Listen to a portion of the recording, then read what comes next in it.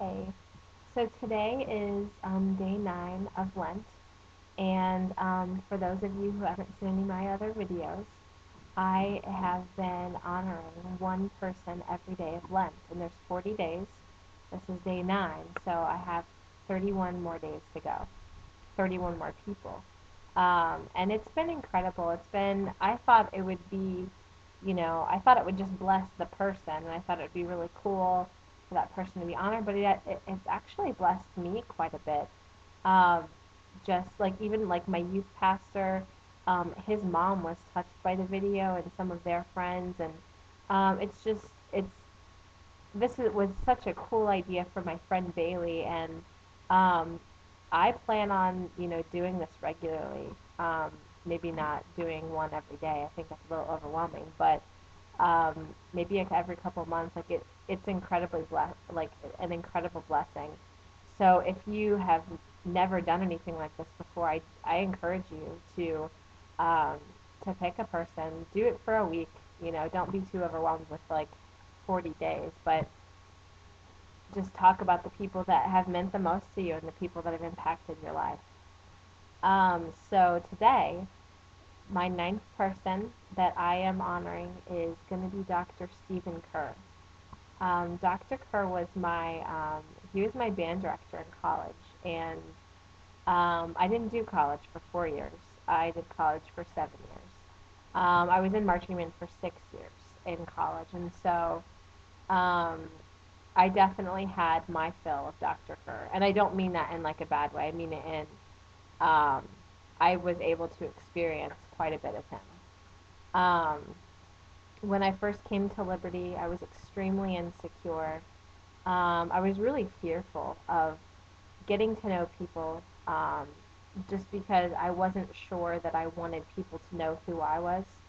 And I didn't feel like people wanted to get to know me. I didn't feel confident enough.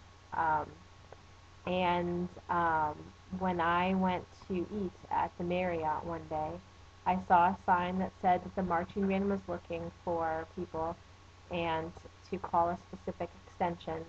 And I called that extension, and Dr. Kerr answered. He was Mr. Kerr at that time, so hadn't completed his doctorate.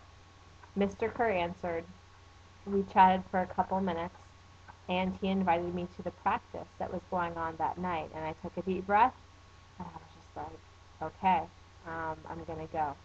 And so I went to Williams Stadium, where they were practicing, and this was way before the marching band had their own field, or anything like that. But the marching band was practicing at Williams Stadium. I went there, sat in the very top part of the bleachers, and just watched. And I was like, I can't do this. I can't go down there and talk to that man. Look how authoritative he is. Dr. Curry, you were just so confident and you just, you commanded the band with authority, and that intimidated me. I was just like, he doesn't want to talk to me. That can't be the man that I talked to on the phone. And then someone introduced the two of us, and from the moment I met you, there was just something different about you. The way you shook my hand, the way you talked to me, the warmth in your eyes, like there was just a softness.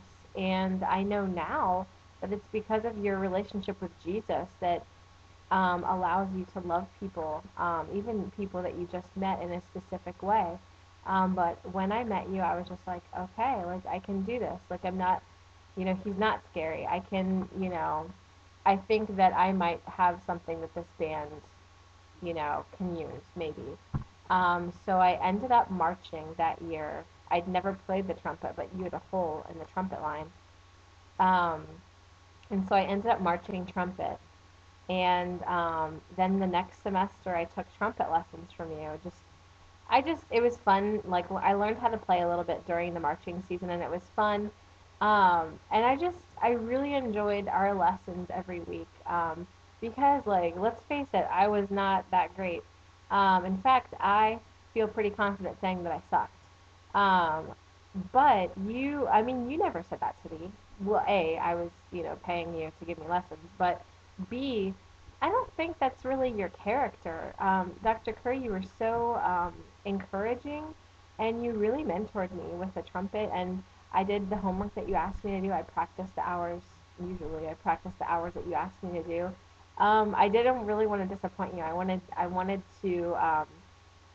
to follow through with my commitment with you, and that I really enjoyed that time with you.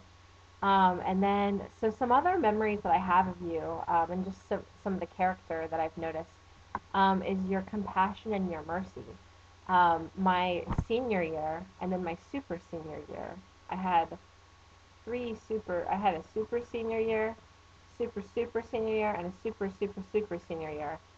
So it's pretty super. But, so my senior and super senior year, I was, um, I drove the band truck. And that was really interesting. I had never driven anything so big. The transmission was awful. I hated it. I hated reversing because I couldn't tell if I was getting in reverse or if I was in second gear. And sometimes I would be like, okay, I got it. And then I would go forward. And I would just be like, no. And I remember even a couple times, like, I had to, like, call for you. And, like, I was, like, in the middle of the road, backing up to, like, the Fine Arts Hall. And I'd be like, Dr. Kerr, help me. And so I'd, like, jump out of the truck, and you would jump in and kick it into reverse and, like, park the truck. That happened a couple times. Like, not every time. But, like, you were really patient with me because you knew that it was very difficult to get that stupid truck in reverse. So that was you were really helpful and really encouraging with that. But I remember both of those years, um, I got into accidents with the truck, and the thing was so big and places were so small that it was inevitable to happen at some time. But I remember the first time I actually ripped the front bumper off of it, and or half the front bumper, and I remember doing that and like in my head saying like a cuss word and possibly peeing my pants. No, I didn't really pee my pants, but um, I was terrified. I thought you were going to scream at me. I thought I didn't know what you were going to do. I was just so afraid. I'd never done anything like that before. And coming from a home where my dad, his methods of encouraging correction it was intimidating and scary because I didn't know what he was going to say, or um, he might call me a name and just kind of berate me and just beyond scolding. Like it was abusive. And so coming from that and then ripping the bumper off of a truck that doesn't belong to me, that we need for marching band, I was pretty sure you were going to flip your lid. And the whole practice, I remember I cried a couple times, but then it came time and I was like, okay, I have to talk to Dr. Kerr. And I had so eloquently, I don't know if that's the right word, I had so sneakily hidden the bumper in the truck. And I was like, ugh, I can't let anybody find this. Like, I need to just tell Dr. Kerr. I want to tell him. I don't want him to see the bumper and be like, what happened? So I said, Dr. Kerr, I need to talk to you and I need to show you something, which is even worse than I need to talk to you. And you got really serious, your serious face that I'm sure everybody knows. And then we walked over to the truck and I pulled out the bumper and I thought you were going to like throw it at me or something. And I waited for your wrath. But instead, like, you were just like, okay, insurance will cover this. And I told you what happened. And I don't remember what happened. I think I hit the railroad tie or something. And I don't know, some kind of driver mistake. But like, um, you just, you had compassion and mercy on me. Like, you could have said a lot. I mean, in reality, it's a bumper. Like, the truck could still drive without the bumper, but it was the principle of the matter that I damaged something that, you put in my hands, and you gave me responsibility for. Um, and Dr. Kerr, how that impacted me, it's times like those with different authority figures in my life where I have been met, like I've brought my mistake or, with God, like my sin to someone, and I've expected wrath, but instead I've been met with forgiveness and mercy. and that really has kind of shaped how I view God. Because, like I said, growing up, I didn't have the father that I could look at and be like, yeah, that's, he has characteristics of God. Like my view of God was really skewed until recently, and yeah, that really impacted me. The fact that I was like, oh my gosh, like he didn't yell at me, like he didn't get mad, like he listened to what I had to say, he forgave me, and showed compassion and mercy and a lot of grace. And Dr. Kerr, like that was you. Like you are one of the most gracious men, the most humble, like band directors that I've ever known. Like you carry yourself in such a way that you're confident but humble. And I think that's a very difficult thing to do because with confidence can come pride, but because you are centered in the Word and because you have a really deep relationship with the Lord, it allows you to be a confident leader but also humble. And Dr. Kerr, today I honor you for, I mean, your relationship with the Lord, but also the way that you love people and the softness, and just the confidence and just how you really bend to the Lord. Like you can see that in the way that you interact with people. That you're instead of being bent to this is what Dr. Kerr wants and this is the way that Dr. Kerr wants to do it. Um, you have a bent to loving people and saying things in such a way that they can sense God's love.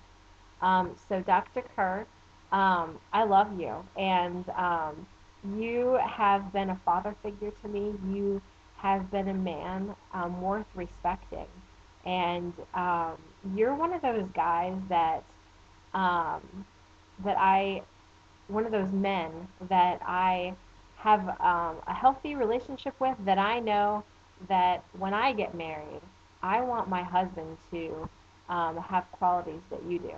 And so I know that's, you're probably blushing at that, but it's true. You and my grandpa both have characteristics that I'm like, I want that when I get married. Like, I want a man that has those characteristics. So I thank you for your service to the Lord, for your service at Liberty University, and just for giving me a chance and loving me all those years ago. So, Dr. Kerr, I hope you're having a great day. Enjoy the weather and go marching band.